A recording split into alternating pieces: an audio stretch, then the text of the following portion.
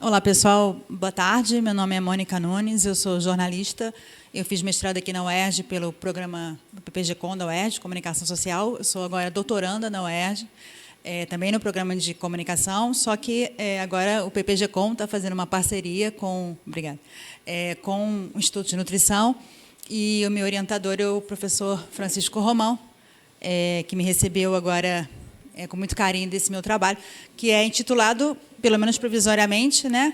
Eu estou no 2º ano do doutorado, que é a comida de rua como espaço de trocas comunicacionais, de comensalidade e de sociabilidade nas praças 15 de novembro, Mauá e Cinelândia. Não se assustem com a quantidade de slides, mas que, na verdade, eu vou fazer meio que uma trajetória do que eu estou pensando em relação à minha tese, né? Porque, na verdade, a minha preocupação era que não trazer a comida de rua apenas só com uma perspectiva tudo é muito legal, né? Tem outros elementos que circulam aí nesse processo, e é isso que eu vou falar de uma forma breve aqui com vocês. Na verdade, eu botei como objeto de pesquisa o mesmo título do trabalho, né? A comida de rua como espaço de trocas comunicacionais, comensalidade, sociabilidade nas praças 15 de novembro, Mauá e Cinelândia. A gente percebeu que havia necessidade de ter um recorte mais específico em função da grande quantidade de opções de comida de rua no Rio de Janeiro, né? E a gente percebe esse crescimento, efetivamente, nos últimos 2 anos, com a crise econômica que afetou o Brasil e muito o nosso Estado. A gente percebe aí como a comida de rua tem sido também uma forma de sobrevivência de pessoas que perderam o emprego com carteira assinada e aí tiveram que se virar, e aí a comida de rua foi uma estratégia. E aí eu começo falando como é que foi a escolha, né? Exatamente em função da grande quantidade de opções, né, de comida de rua. A minha ideia é falar de comida de rua popular, só quando eu for mais à frente falar da zona portuária, em que a gente tem um processo de gourmetização claro naquele espaço da cidade, e a gente tem que falar um pouquinho sobre os food trucks, mas a minha ideia do trabalho é falar da comida de rua popular mesmo, né? E aí a gente... Na verdade, eu comecei a fazer uma observação participante, eu não fui a campo, efetivamente, mas eu percebi claramente que a comida de rua ela é sempre transportada em carrocinhas e em triciclos para facilitar a movimentação pela cidade, né? Do mesmo jeito que a cidade ela também está transitando, a comida de rua está nesse processo, e ela fica localizada em pontos bastante estratégicos no centro do Rio de Janeiro, em função da grande circulação de passantes, de pessoas, trabalhadores, e é o que a gente vai ver um pouquinho hoje. E aí a gente percebe também que há uma mudança de opções gastronômicas em função do horário.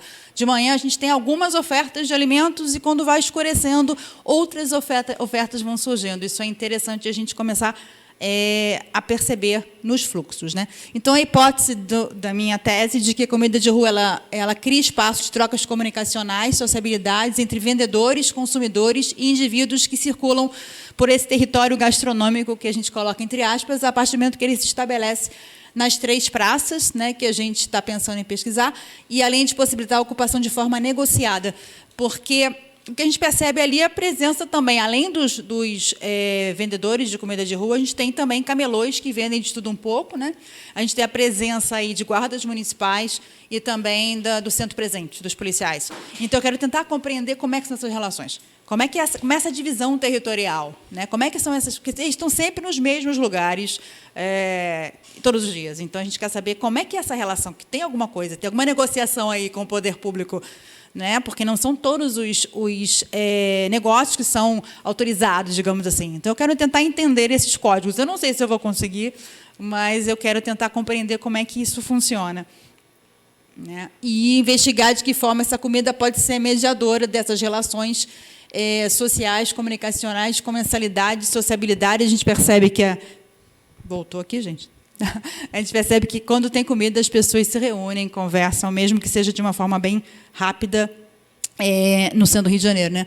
A gente vai fazer, claro, revisão bibliográfica, que vai percorrer todo o trabalho, né, toda a tese, e a gente também vai querer fazer uma pesquisa etnográfica. No meu trabalho de mestrado, eu não trabalhei com comida, eu falei sobre favela, sobre a Mangueira, que o meu falecido orientador João Maia, aqui do projeto do PGCom, ele faleceu ano passado, e a gente pesquisava a favela da Mangueira. Eu fiz um trabalho lá com o João na favela da Mangueira, e João Maia também começou a pesquisar comida, e aí também a gente veio fazer esse processo, mas ele faleceu no ano passado, em outubro, e aí o professor Francisco me abraçou nessa causa aqui do trabalho. Então, na verdade, a minha ideia, a gente sempre trabalha aqui no programa da comunicação, alguns pesquisadores com etnografia, e eu sou uma dessas pesquisadoras, e aí eu quero fazer entrevistas semi-abertas em profundidade com todos esses atores aí que estão relacionados à comida de rua. Não sei se eu vou conseguir, como eu disse anteriormente, mas relacionadas ao preparo, à venda, ao consumo, e os ambulantes que comercializam outros produtos, além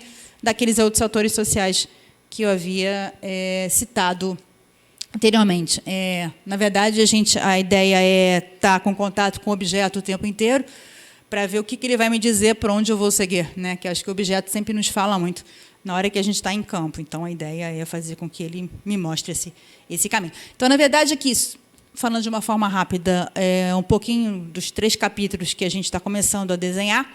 O primeiro capítulo, a gente vai falar sobre a comida de rua no centro do Rio de Janeiro. A gente percebe que é uma marca da cidade, que a comida de rua está presente na cidade desde sempre, desde o Império até hoje, até a contemporaneidade. A ideia é a gente traçar uma linha histórica, pegando desde a época das escravas, que por meio de imagens, eu trouxe até algumas imagens para a gente ver.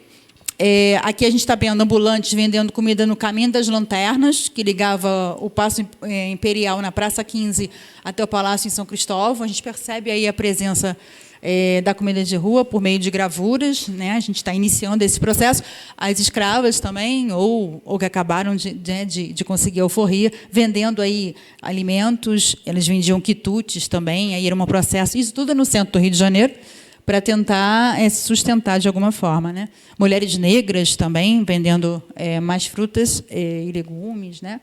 E aí a gente tem aqui imagem da Praça 15 em 1858. O meu orientador está querendo que a gente faça nesse primeiro capítulo a metodologia muito por imagens. A gente, a partir dessa construção, né, por meio das imagens, a gente já começou a fazer essa pesquisa inicial.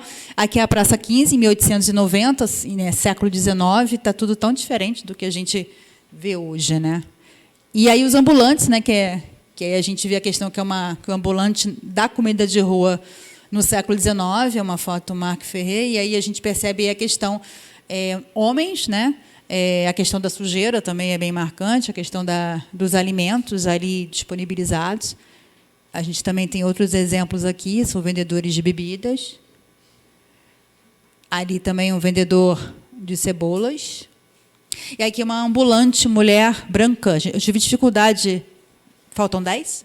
Ou faltam... Tá, tudo bem. Tranquilo.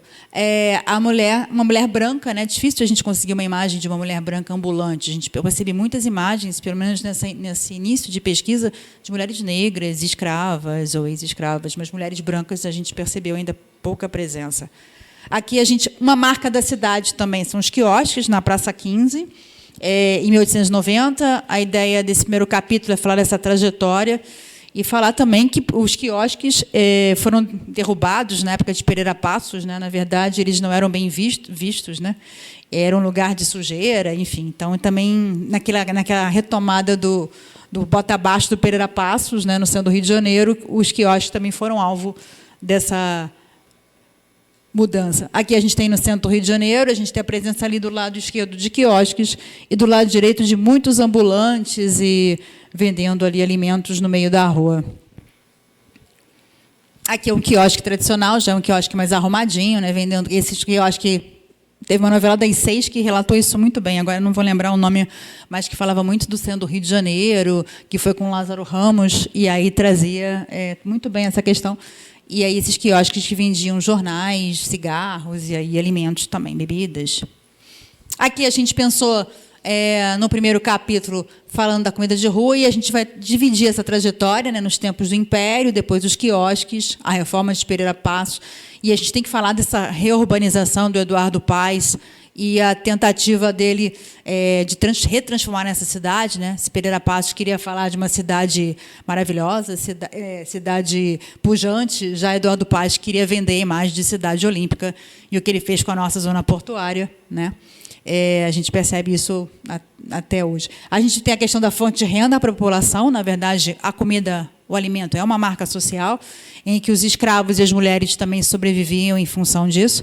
Os ambulantes, a gente percebe desde sempre, e agora os desempregados como uma fonte de renda, aí, como a gente citou anteriormente, a gente percebe a presença efetiva de pessoas vendendo alimentos. Aqui foi uma observação participante que eu fiz recentemente, que são ambulantes de comida de rua ali na zona portuária do Rio de Janeiro. A gente vê que tem o açaí, tem o hot dog, e a gente percebe que nesses ambulantes, na hora do almoço, são alimentos que a gente come nos trajetos, nos fluxos. Então, são consumo rápido. À noite, a gente já percebe um outro tipo de contexto. E aí, no segundo capítulo, a gente quer trabalhar com territórios gastronômicos no espaço público, no centro do Rio de Janeiro, e a gente vai utilizar como metodologia o Becker, naquele contexto de mosaico, em que a gente vai conseguindo construir essa imagem, né, dos territórios gastronômicos a partir das pecinhas que a gente vai juntando e que a gente vai pesquisando. Ok. E aí, nesses territórios gastronômicos, a gente está pensando em dividir, então, naquelas praças que eu citei anteriormente, a Cinelândia, Praça 15 de Novembro e a Zona Portuária do Rio. Na Cinelândia, a gente tem umas características que eu já comecei a perceber, também produtos de consumo rápido, presença de comida de rua nas transversais. A gente não vê tanta comida, por exemplo, na própria praça.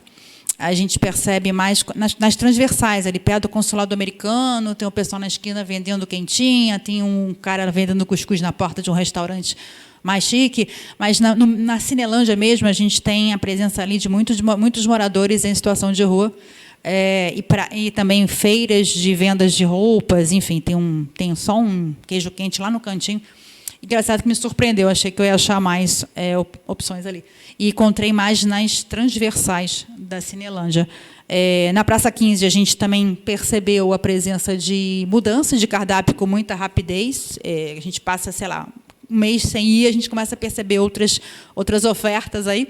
Isso aí foi mais ou menos por volta de 11 horas, meio-dia, na frente à Alerj, a Assembleia Legislativa do Rio, que é aquele corredor em direção às barcas, e a gente vê aí pão de queijo de café, suco de laranja fazendo na hora, enfim, são opções aí mais rápidas mesmo, como a gente citou anteriormente.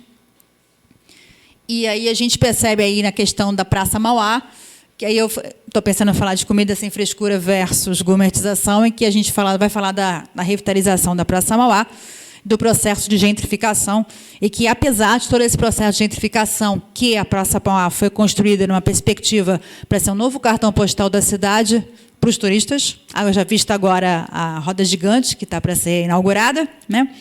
A gente percebe aí que a comida de rua continua como uma resistência e continua presente nas ruas do Rio de Janeiro, desde a época de Pereira Passos, e agora chegando, né, a gente chegando aí Eduardo Paes com a questão da zona portuária e da mudança desse processo aí. E aí a gente também, achei muito legal essa foto que eu fiz, porque ali a gente está na zona portuária, perto do Museu do Amanhã, e aqui ali tem a Marinha, não sei se dá para vocês lerem, que tem uma placa dizendo assim: bem-vindo, restrições, pesca, banho, comércio, veículos motorizados. Aí tem bem em frente a essa placa da Marinha um vendedor de comida de bebidas, né?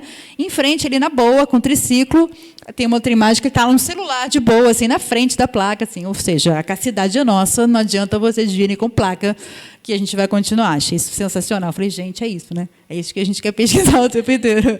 E aí a gente tem uma outra imagem, essa aí é exatamente em frente ao Museu do Amanhã, né? Em que eles fizeram simplesmente um círculo, né? Um círculo formado por carrocinhas de comida de rua, e que, para você entrar na entrada principal do museu, você tem que passar por eles. Obrigatoriamente você tem que passar por eles, ou você vai ter que dar uma volta imensa. Eu achei sensacional. Estão altamente, estrategicamente posicionados. Isso numa quinta-feira qualquer, tá? Uma quinta-feira à tarde, não era nem final de semana. E aí a gente percebe pipoca, x-tudo, açaí, bebida, enfim. E aí você tem que passar, ou você dá uma volta imensa. Eles já estão estrategicamente posicionados. É fantástico isso. Não tem gentrificação para eles, entende? E aí a gente vai falar dessa questão, como eu disse anteriormente, da Praça Mauá, E aí eu vou ter que abordar a questão dos food trucks, né? E aí vai toda essa questão dos eventos, né? A ideia é fazer isso também. Estamos pensando como é que a gente vai ainda construir, né? Estou terminando. E aí a gente vai, no terceiro capítulo, a gente vai trazer os resultados, né? A comida de rua que comunica, os sentidos e significados da comida, né? Aquela questão do comer, alimentar e nutrir, as diferenças. O que nos interessa é o comer associado ao simbólico, né? A questão do cultural é o que nos interessa. Como diz sempre Montanari, a comida é cultura quando produzida, quando preparada e quando consumida. Então, a gente quer saber exatamente as construções nesse contexto.